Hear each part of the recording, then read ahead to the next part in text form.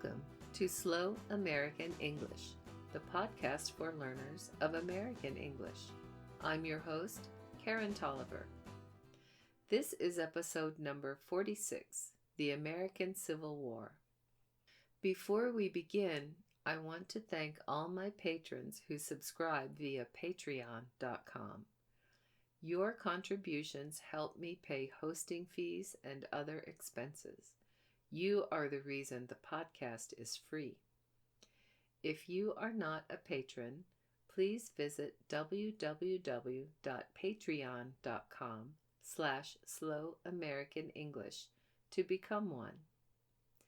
For only $1.25 per month, you get free natural speed recordings for each episode. For $2.50 per month, you get the natural speed recordings plus free exercise worksheets for each episode, including answer keys. Also, buy Slow American English workbooks on Amazon.com. Workbooks contain all the transcripts and exercise worksheets for each episode for an entire year, 12 in all. There are 3 workbooks so far. Plus, you can become a website subscriber for free at www.slowamericanenglish.net. Find free transcripts there, plus links to become a patron and to buy workbooks. Subscribe to the podcast feed via Apple Podcasts, Android, Google Play, Stitcher, TuneIn, and any other RSS feed reader. Contact me directly via email at info@slowamericanenglish.net. Now for the podcast. Less than 100 years after the Declaration of Independence, the U.S. experienced perhaps its worst war, the American Civil War. It lasted from 1861 to 1865. It is also called the War Between the States. The main reason for the war was the issue of slavery. In slavery, white people owned black people and forced them to work for no pay. Setting the stage. In 1861, there were just 34 states, and Abraham Lincoln had just been elected president. 15 of the states, located in the South, permitted slavery and were known as slave states. The rest of the states, where slavery was illegal, were called free states. Because there were so many territories that would soon become states, there was a big political debate about whether these new states would be allowed to be slave states. Lincoln was an abolitionist, which means he was against slavery. He wanted the United States government to make slavery illegal in the existing states and in the new states that would come. When he was elected, 7 slave states declared they were no longer part of the United States. This was called seceding. They formed a new country called the Confederate States of America, or the Confederacy. Jefferson Davis was the Confederate president. In all, a total of 11 slave states seceded to make up the Confederacy. The northern states that did not secede made up the Union. The war. In April of 1861, Confederate soldiers captured Fort Sumter, South Carolina. 4 years of terrible war followed. About 625,000 soldiers died in the Civil War, with many more wounded. The South was in ruins by the end of it. Families were destroyed and people's lives were torn apart. Besides Fort Sumter, there were many famous and decisive battles during the war. One of the most famous is the Battle of Bull Run in 1861, in which the Confederate General Thomas Jackson earned his nickname Stonewall.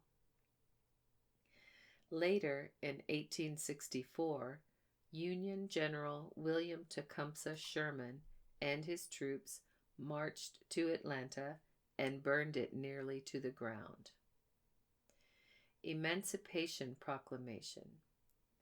In 1863, during the war, Lincoln signed the Emancipation Proclamation, making slavery illegal throughout the United States. This freed all existing enslaved people, over 3 million in all. End of the war. In the end, Confederate General Robert E. Lee formally surrendered to Union General Ulysses S. Grant at the Appomattox Courthouse in Virginia in April of 1865. Only 5 days later, the Stars and Stripes was again raised over Fort Sumter, South Carolina, the site of the first Civil War battle. Reconstruction. From 1863 until 1877, the U.S. entered the period of Reconstruction. This was a program to rebuild the South and to help newly freed blacks become citizens. It was a difficult and troubled time. During Reconstruction, the 14th Amendment was added to the U.S. Constitution, which officially defined citizenship and prohibited states from restricting personal rights. Civil War influence today. The Civil War still influences American culture. Many people today are interested in its history, and they are called Civil War buffs. They visit battle sites, collect items from Civil War times, and have Civil War battle reenactments. In fact, you can still find Confederate uniforms, weapons, and money in antique shops. In 1936, Margaret Mitchell published a famous book called Gone with the Wind. It was set in the Civil War years. In 1939, it was made into a famous movie of the same name. Some of the scenes and phrases from the book and movie are still used in American English today. Unfortunately, racism is also a leftover result of the Civil War in America. In addition to many race-related issues, there is a controversy about Confederate symbols such as flags and statues of Confederate heroes. It is common to see these in many Southern places, including town squares and even private houses. The people claim they are displayed because of Southern heritage. Opponents say the symbols should be removed because they stand for slavery and racism. That's the podcast for this time. Slow American English is written and produced by Karen Tolliver. Copyright 2018. All rights reserved. For a free transcript and to subscribe to the podcast, visit www.slowamericanenglish.net. You can also subscribe via Apple Podcasts, Google Play Music, TuneIn, and any other podcast feed reader.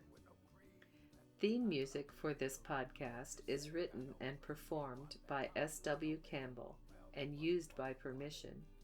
Find more music by this artist at www.soundclick.com/SWCAMPBELL.